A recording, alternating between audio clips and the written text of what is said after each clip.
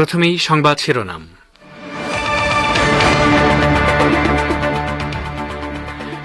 গাজা উপত্যকায় হামাস যোদ্ধাদের হামলায় আরও 2 ইসরায়েলি সেনা নিহত।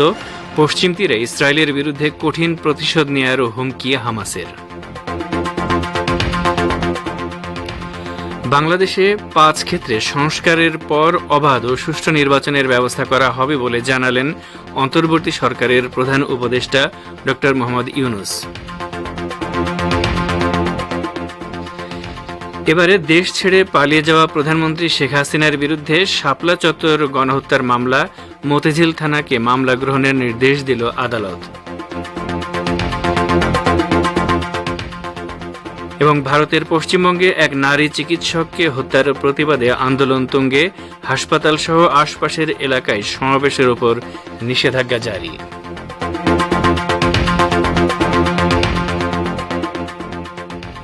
আসসালামু আলাইকুম। বিশ্ব সংবাদের গুরুত্বপূর্ণ অংশগুলো শুনলেন, এবারে বিস্তারিত। পরিবেশনায় রয়েছি রেজওয়ান হোসেন।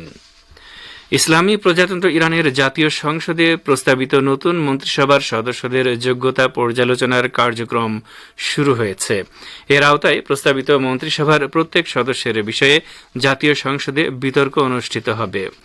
মন্ত্রিসভার নাম প্রস্তাব করার পর প্রেসিডেন্ট মাসুদ পেজেশকিয়ান দেশের সমস্যা সমাধানে সরকারের 3টি শাখার মধ্যে ঐক্য ও সংহতি বজায় রাখার উপর গুরুত্ব আরোপ করেছেন।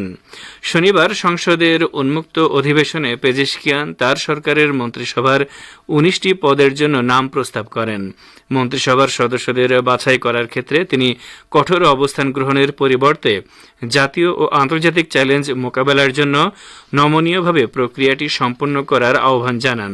তিনি বলেন, আজকে সংসদে যে মন্ত্রিসভার তালিকা উত্থাপন করা হয়েছে তা জাতীয় ঐক্যের সরকার। জাতীয় ঐক্যের সরকার এমন একটি সরকার যা নিজেকে সমস্ত ইরানি জনগণের সরকার বলে মনে করে।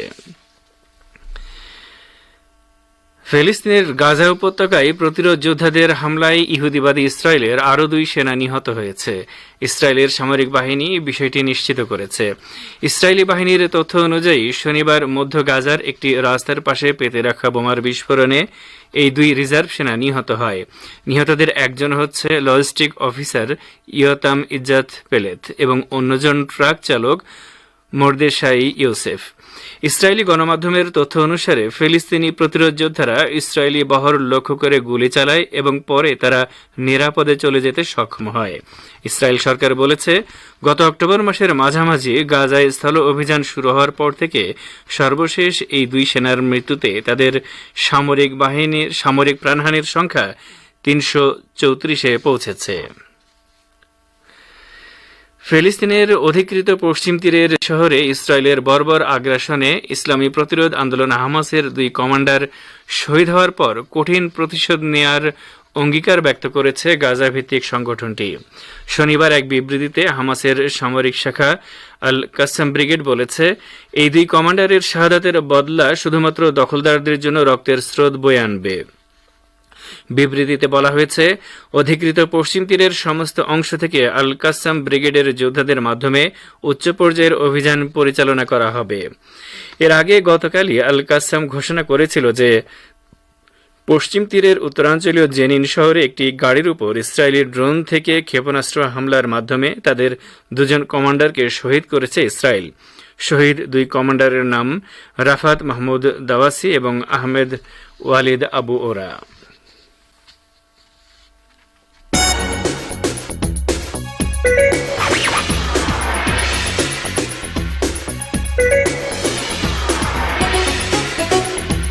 রেডিও তেহরান, খবরের সঙ্গে 24 ঘন্টা।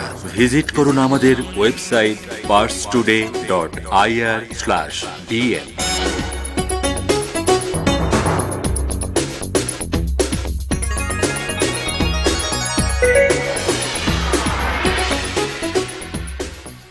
ফিরে আসি বিশ্ব সংবাদে।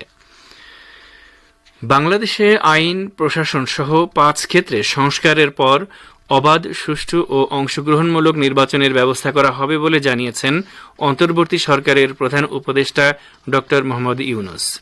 আজ রাজধানীর একটি হোটেলে তিনি দেশের বর্তমান পরিস্থিতি এবং ভবিষ্যৎ পরিকল্পনা সম্পর্কে বিদেশি কূটনীতিকদের ব্রিফকালে একথা জানান। ড ইউনূস কূটনীতিকদের বলেন, নির্বাচন কমিশন, প্রশাসন, বিচার বিভাগ, নিরাপত্তা বাহিনী ও মিডিয়াতে সংস্কার করার পরে আমরা অবাধ, সুষ্ঠু ও অংশগ্রহণমূলক নির্বাচনের ব্যবস্থা করব।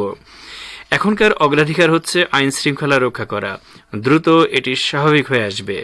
অর্থনৈতিক সংস্কারের প্রতিও সরকারের গুরুত্ব থাকবে। তৈরি পোশাক শিল্পে কোনো অস্থিরতা সহ্য করা হবে না বলেও জানিয়েছেন প্রধান উপদেষ্টা। 2013 সালের 5 মে বাংলাদেশের রাজধানীর মতিঝিল শাপলা চত্বরে হেফাজত ইসলামের সমাবেশে নির্বিচারে গুলি চালিয়ে গণহত্যার অভিযোগে পদত্যাগী প্রধানমন্ত্রী শেখ হাসিনা সহ 34 জনের বিরুদ্ধে মামলা হয়েছে। আজ ঢাকার মেট্রোপলিটন ম্যাজিস্ট্রেট জাকি আল ফারাবির আদালতে বাংলাদেশ পিপলস পার্টির চেয়ারম্যান বাবুল সরদার চাখারি এই মামলার আবেদন করেন। আদালত মামলাটি তদন্ত করে প্রতিবেদন দেওয়ার জন্য মতিঝিল থানার ভারপ্রাপ্ত কর্মকর্তাকে নির্দেশ দিয়েছেন। এদিকে রংপুরে বেগম রোকেয়া বিশ্ববিদ্যালয়ের শিক্ষার্থী আবু সাইদ হত্যার ঘটনায় বাংলাদেশ পুলিশের সাবেক আইজিপি চৌধুরী আবদুল্লাহ আল মামুন, রংপুর রেঞ্জের সাবেক ডিআইজি আব্দুল বাতেন, রংপুর মহানগর পুলিশের সাবেক কমিশনার মোহাম্মদ মনিরুজ্জামান সহ 17 জনের বিরুদ্ধে মামলা হয়েছে। বাংলাদেশের রাজনৈতিক পট পরিবর্তনের পর আইন শৃঙ্খলার অবনতির মধ্যে 24 জন রাজনৈতিক ব্যক্তি, 28 জন পুলিশ কর্মকর্তা সহ মোট 626 জন প্রাণ বাঁচাতে দেশের বিভিন্ন সেনানিবাসে আশ্রয় নিয়েছিল বলে সেনা কর্তৃপক্ষ জানিয়েছে। আন্তঃবাহিনীর জনসংযোগ পরিদপ্তর আজ এক সংবাদ বিজ্ঞপ্তিতে বলেছে, বিচার বহির্ভূত কর্মকাণ্ড রোধ, জীবন রক্ষা ও আইনের শাসন সমুন্নত রাখার লক্ষ্যে তাদের আশ্রয় দেওয়া হয়েছিল। পরিস্থিতির উন্নতি হওয়ার পর ওই 626 জনের মধ্যে 615 জন নিজেরাই সেনানিবাস ত্যাগ করেন। আইএসপিআর বলছে, এ পর্যন্ত 4 জনকে তাদের বিরুদ্ধে আনিত অভিযোগ মামলার ভিত্তিতে যথাযথ আইনি প্রক্রিয়া অনুসরণ করে আইন শৃঙ্খলা রক্ষাকারী বাহিনীর নিকট হস্তান্তর করা হয়েছে। আপনারা বিশ্ব সংবাদ শুনছেন রেডিও তেহরান থেকে, আর প্রচারিত হচ্ছে শর্টওয়েভ 25 মিটার ব্যান্ডে। ভারতের পশ্চিমবঙ্গ সরকার আগামী 24 আগস্ট পর্যন্ত এক সপ্তাহের জন্য আরজিকর হাসপাতাল সহ আশপাশের এলাকায় সমাবেশের উপর নিষেধাজ্ঞা জারি করেছে। ওই এলাকায় 5 জন বা তার বেশি মানুষের জমায়েত করা যাবে না বলে নিষেধাজ্ঞায় বলা হয়েছে। কলকাতার আরজিকর মেডিকেল কলেজ ও হাসপাতালে এক নারী চিকিৎসককে ধর্ষণ ও হত্যার প্রতিবাদে বিভিন্ন হাসপাতালে চিকিৎসকদের কর্মবিরতি চলাকালে গতকাল রাতে ওই নিষেধাজ্ঞা জারি করা হয়। এদিকে আরজিকর হাসপাতালে ধর্ষণের পর হত্যার বিচার চেয়ে এবার পথে নেমেছে রাজ্যের জুনিয়র ডাক্তারদের একাংশ। আজ দুপুরে কলেজ স্কোয়ার থেকে শ্যামবাজার পর্যন্ত মিছিলের ডাক দেয় West Bengal junior doctors front. বৃষ্টির কারণে নির্ধারিত সময়ের কিছুটা পরেই মিছিল শুরু হয়। ছাতা মাথায় জুনিয়র চিকিৎসকদের সঙ্গে মিছিলে সামিল হন স্থানীয় মানুষও। গাজায় যুদ্ধবিরতি প্রতিষ্ঠার সম্ভাবনা অতীতের যে কোনো সময়ের তুলনায় জোরালো বলে বাইডেন শুক্রবার যে মন্তব্য করেছিলেন, তার প্রতিক্রিয়ায় হামাসের সিনিয়র নেতা সামি আবু জোহরি বলেছেন, আমরা যুদ্ধবিরতির কাছাকাছি পৌঁছে যাচ্ছি বলে যে আশা করা হচ্ছে তা অলীক কল্পনা ছাড়া আর কিছু নয়। আবু জোহরি বলেন, আমরা কোনো চুক্তি বা সত্যিকারের আলোচনা দেখতে পাচ্ছি না, বরং আমাদের উপর আমেরিকার পক্ষ থেকে একটি ব্যবস্থা চাপিয়ে দেওয়ার চেষ্টা চলছে। এর আগে শুক্রবার আমেরিকা, কাতার ও মিশর এক যৌথ বিবৃতি প্রকাশ করে জানায়, কাতারের রাজধানী দোহায় গাজা যুদ্ধবিরতি সংক্রান্ত আলোচনা ইতিবাচক পরিবেশে অনুষ্ঠিত হয়েছে। গাজায় যুদ্ধবিরতির আলোচনায় মধ্যস্থতাকারী ওই 3 দেশের বিবৃতিতে দাবি করা হয়, দোহা আলোচনায় হামাস ও ইসরায়েলের দাবিগুলোর মধ্যে দূরত্ব কমিয়ে আনা সম্ভব হয়েছে। ইরানের অন্তর্বর্তী পররাষ্ট্রমন্ত্রী আলী বাকেরি কানি গাজা উপত্যকায় ইহুদিবাদী ইসরায়েলের চলমান ভয়াবহ গণহত্যার জন্য মার্কিন যুক্তরাষ্ট্রকে দায়ী করেছেন। তিনি বলেছেন, গাজায় চলমান ভয়াবহ অপরাধযজ্ঞে ইসরায়েলকে সহযোগিতা করার কারণে ওই উপত্যকায় যুদ্ধবিরতি প্রতিষ্ঠার আলোচনায় আমেরিকা কিছুতেই নিরপেক্ষ মধ্যস্থতাকারীর ভূমিকা পালন করতে পারে না। তিনি শনিবার রাতে মিশরের পররাষ্ট্রমন্ত্রী বদর আব্দুল আত্তির সঙ্গে এক ফোনালাপে এই মন্তব্য করেন। আলী বাকেরি কানি বলেন, ইসরায়েলি পাশবিকতায় প্রকাশ্য সমর্থন দিয়ে মার্কিন যুক্তরাষ্ট্র প্রমাণ করেছে সে গাজা যুদ্ধের একটি পক্ষে অবস্থান নিয়েছে, কাজেই তার পক্ষে মধ্যস্থতা করা মানায় না। ইরানের পররাষ্ট্রমন্ত্রী আরও বলেন, মার্কিন সরকার বারবার গাজায় ইসরায়েলি অপরাধযজ্ঞ বন্ধের পথে বাধা হয়ে দাঁড়িয়েছে এবং ফিলিস্তিনি জনগণের বিরুদ্ধে পাশবিকতা চালিয়ে যেতে তেল আবিবকে উৎসাহ জুগিয়েছে। ইহুদিবাদী ইসরায়েলের গণমাধ্যম জানিয়েছে, গত বছরের 7 অক্টোবর গাজা উপত্যকা থেকে চালানো অপারেশন আল আকসা তুফান অভিযানের পর অধিকৃত ভূখণ্ড থেকে 10 লাখ ইসরায়েলি পালিয়েছে। ইসরায়েলের চ্যানেল 12-এর এক প্রতিবেদনে বলা হয়েছে, যেসব দেশ থেকে এসব মানুষ ইসরায়েলে এসেছিল তারা আবার সেই সব দেশে ফিরে গেছে। বিশেষ করে ইউরোপ ও আমেরিকার নাগরিকরা ইসরায়েল ছেড়েছে। এদিকে সেন্টার ফর জিউস ইম্প্যাক্ট নামের একটি সংস্থা এক জরিপে জানিয়েছে, শতকরা 29% ইহুদিবাদী ইসরায়েল ছাড়ার চিন্তা করছে এবং শতকরা 71% আগামী দিনগুলোতে ইসরায়েলে সুন্দর জীবনযাপনের ব্যাপারে আশাবাদী হতে পারছে না। জরিপ ফলাফলে বলা হচ্ছে, শতকরা 50% ইহুদি অপারেশন আলাক্সা স্টার্মে আহত হয়েছে অথবা আহত হয়েছে এমন কাউকে চেনে। এই সমীক্ষায় দেখা গেছে, শতকরা 84% ইহুদি ইসরায়েলের কূটনীতিতে সন্তুষ্ট নয়। ইহুদিবাদী ইসরায়েলের যুদ্ধবাজ প্রধানমন্ত্রী বেনিয়ামিন নেতানিয়াহু সম্ভাব্য যুদ্ধবিরতির চুক্তিতে বাধা দিচ্ছেন বলে অভিযোগ করেছে সেখানকার হাজার হাজার অবৈধ বসতি স্থাপনকারী। শনিবার ইসরায়েলের রাজধানী তেল আবিব, হাইফা এবং আরও কয়েকটি গুরুত্বপূর্ণ শহরে এসব বিক্ষোভকারী মিছিল সমাবেশ করে এবং হামাসের সাথে দ্রুত বন্দি বিনিময় চুক্তি করার দাবি জানায়। সমাবেশের এক পর্যায়ে তেল আবিবে ইসরায়েলি যুদ্ধ মন্ত্রণালয়ের সামনে বিক্ষোভকারীরা সংবাদ সম্মেলন করে।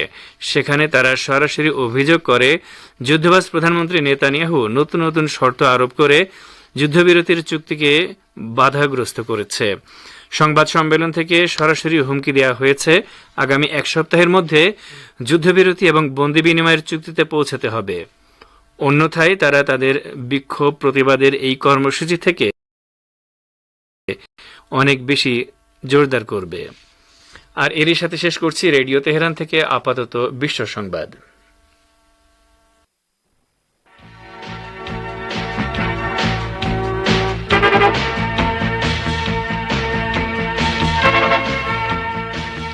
বিশ্ব সংবাদ শুনলেন রেডিও তেহরান থেকে। এবারে আমন্ত্রণ জানাচ্ছি সংবাদ ভাষার অনুষ্ঠান দৃষ্টিপাতে। একটি নিবন্ধে আরব বিশ্বের বিশিষ্ট লেখক ও বিশ্লেষক আব্দুল বারি ওয়াতান গাজা যুদ্ধবিরতি আলোচনার প্রতি আরব দেশগুলোর দৃষ্টিভঙ্গি বিশ্লেষণ করেছেন। কোনো শর্ত ছাড়াই আরব দেশগুলো ইসরায়েলের সঙ্গে যুদ্ধবিরতির আলোচনায় অংশ নেয় তার সমালোচনা করেছেন আতাওয়ান। এ সম্পর্কে রয়েছে আমাদের ভাষ্যকারের একটি পর্যালোচনা, পড়ে শোনাচ্ছেন বাবুল আখতার। একটি নিবন্ধে আরব বিশ্বের বিশিষ্ট লেখক ও বিশ্লেষক আবদ আল বারি আতওয়ান গাজা যুদ্ধবিরতি আলোচনার প্রতি আরব দেশগুলোর দৃষ্টিভঙ্গি বিশ্লেষণ করেছেন। মিশর ও কাতারের মতো আরব মধ্যস্থতাকারীদের ভূমিকার কঠোর সমালোচনা করে তিনি বলেছেন, ইহুদিবাদী ইসরায়েলের যুদ্ধবাজ প্রধানমন্ত্রী বেনিয়ামিন নেতানিয়াহু ইচ্ছাকৃতভাবে গাজার আল দারাজ এলাকায় একটি গণহত্যা চালানোর পরও এসব আরব দেশ কোনো শর্ত ছাড়াই ইসরায়েলের সঙ্গে যুদ্ধবিরতির আলোচনায় অংশ নিয়েছে। আতওয়ান রেউম পত্রিকায় একটি নিবন্ধে ইসলামী প্রতিরোধ আন্দোলন হামাসের প্রধান ইয়াহিয়া সিনওয়ারের সাহসী সিদ্ধান্তের বিশ্লেষণ করেছেন। সিনওয়ার দোহায় অনুষ্ঠানরত যুদ্ধবিরতির আলোচনা বয়কট করেছেন। পাস্টুরের মতে এই নিবন্ধে তিনি বাইরের চাপের বিরুদ্ধে হামাসের মর্যাদা ও শক্তি বলবৎ রাখার জন্য সিনিয়রের সিদ্ধান্তকে স্বাগত জানিয়েছেন। তিনি হামাস আন্দোলনের এই সিদ্ধান্তকে গাজা উপত্যকার বিরুদ্ধে যুদ্ধের শেষ 10 মাসে আমেরিকার হুমকি এবং আরব মধ্যস্থতাকারীদের তীব্র চাপের ব্যর্থতার প্রতিনিধিত্ব হিসেবে বিবেচনা করেছেন। তিনি আরো বলেন যে এই গাজা যুদ্ধ ভিত্তিক সর্বশেষ পরিস্থিতি সিএএ নামে পরিচিত আমেরিকার গোয়েন্দা সংস্থার প্রধান উইলিয়াম বার্নসের তত্ত্বাবধানে সাজানো হয়েছিল এবং এর উদ্দেশ্য ছিল ইসমাইল হানিয়াকে হত্যা করে প্রতিরোধ অক্ষের সংগ্রাম স্থগিত করা। তেহরানে হামাস আন্দোলনের রাজনৈতিক কার্যালয়ের প্রধান ইসমাইল হানিয়া এবং বৈরুতের দক্ষিণে দাহিয়াতে হিজবুল্লাহর সিনিয়র কমান্ডার ফাওয়াদ শুকুরকে হত্যা করার সিদ্ধান্ত নেতানিয়াহু ইচ্ছাকৃতভাবে নিয়েছিল যাতে এ অঞ্চলে যুদ্ধ অব্যাহত থাকে। এমনকি মার্কিন প্রেসিডেন্ট জো বাইডেনও যুদ্ধ থামানোর চেষ্টা করছেন না এবং যুদ্ধে নেতানিয়াহু ও তার মন্ত্রিসভার উপর চাপ দেওয়ারও সাহস পাননি। উল্টো গাজায় যুদ্ধ অব্যাহত রাখার জন্য বাইডেন সরকার ইসরায়েলকে আরো $20 বিলিয়ন মূল্যের উন্নত সামরিক সরঞ্জাম সরবরাহের ঘোষণা দিয়েছে। এসব অস্ত্রের মধ্যে রয়েছে F-35 যুদ্ধবিমান, উচ্চ ধ্বংসাত্মক শক্তি সম্পন্ন রক ব্রেকার বোমা যা পাহাড়ের নিচে অবস্থিত দুর্গ ভেদ করার ক্ষমতা রাখে। এই বিশ্লেষক হামাস আন্দোলনের রাজনৈতিক ব্যুরোর প্রধান ইয়াহিয়া সিনওয়ার, যিনি গাজার একটি টানেলের নিচ থেকে সামরিক ও রাজনৈতিক যুদ্ধ পরিচালনা করেন, তিনি তার বিষয়ে বলেন যে সিনওয়ার প্রমাণ করেছেন যে তিনি আমেরিকা এবং দখলদার শাসক গোষ্ঠীকে ভয় পান না এবং তিনি আরব নেতাদের পরোয়া করেন না যাদের ভয় পেয়ে আত্মসমর্পণ করার ইতিহাস রয়েছে। আতওয়ান লিখেছেন, নেতানিয়াহু মনে করেছেন যে গাজার আল-তারজ হাসপাতালের স্কুলে গণহত্যা এবং হানিয়াকে হত্যা করে তিনি প্রতিরোধ শক্তিকে ভয় দেখাতে পারবেন কিংবা তিনি তার শর্ত চাপিয়ে দিতে পারবেন, যেখানে রয়েছে তার আগ্রাসী বাহিনীকে মিশরের সীমান্তে সালাদিন অক্ষে বা ফিলাডেলফিয়ায় ফিলিস্তিনিদের সঙ্গে রাখা, যাতে যখনই চাইবেন গাজা উপত্যকায় যেন আবার হামলা চালাতে পারেন এবং একই সঙ্গে গাজা উপত্যকার নেটসারিম অক্ষে একটি চেকপয়েন্ট স্থাপন করবেন যাতে প্রতিরোধ যোদ্ধারা গাজার উত্তরে ফিরে যেতে না পারে। কিন্তু ফলাফল হয়েছে সম্পূর্ণ উল্টো। গাজায় গত 10 মাস ধরে বর্বরচিত এবং পাশবিক হামলা চালিয়েও হামাস নেতাদের কাবু করতে সক্ষম হয়নি ইসরায়েল। নিজেদের শর্ত না মানা হলে দোহায় নতুন দফার আলোচনায় অংশ নিতে অস্বীকৃতি জানিয়েছে হামাস, অথচ অতীতে ক্যাম্প ডেভিড এবং অসলোর সমঝোতা চুক্তি কয়েকদিন এবং কয়েক ঘন্টার মধ্যেই পৌঁছেছিল।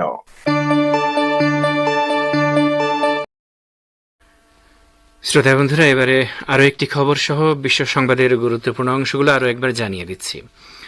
গাজা উপত্যকায় হামাস যোদ্ধাদের হামলায় আরও 2 ইসরায়েলি সেনা নিহত। পশ্চিম তীরে ইসরায়েলের বিরুদ্ধে কঠিন প্রতিশোধ নেওয়ার হুমকি হামাসের। বাংলাদেশে 5 ক্ষেত্রে সংস্কারের পর অবাধ ও সুষ্ঠু নির্বাচনের ব্যবস্থা করা হবে বলে জানালেন অন্তর্বর্তী সরকারের প্রধান উপদেষ্টা ড. মোহাম্মদ ইউনূস। এবারে দেশ ছেড়ে পালিয়ে যাওয়া প্রধানমন্ত্রী শেখ হাসিনার বিরুদ্ধে শাপলা চত্বর গণহত্যার মামলা মতিঝিল থানাকে মামলা গ্রহণের নির্দেশ দিল আদালত। ভারতের পশ্চিমবঙ্গে এক নারী চিকিৎসককে হত্যার প্রতিবাদে আন্দোলন তুঙ্গে, হাসপাতাল সহ আশেপাশের এলাকায় সমাবেশের উপর নিষেধাজ্ঞা জারি। এবারে আরও একটি খবর। জার্মানির অর্থমন্ত্রী ক্রিশ্চিয়ান লিন্ডার বলেছেন, রাশিয়ার বিরুদ্ধে যুদ্ধ করার জন্য সহায়তা হিসেবে ইউক্রেনকে দেওয়ার মতো আর অর্থ জার্মানির হাতে নেই। জার্মানির প্রতিরক্ষা মন্ত্রণালয়কে পাঠানো চিঠিতে এ বিষয়টি জানিয়েছেন তিনি। লিন্ডার প্রতিরক্ষা মন্ত্রণালয়কে অনুরোধ জানিয়েছেন তারা যেন ইউক্রেনকে সামরিক সহায়তা দেয়া সীমিত করে।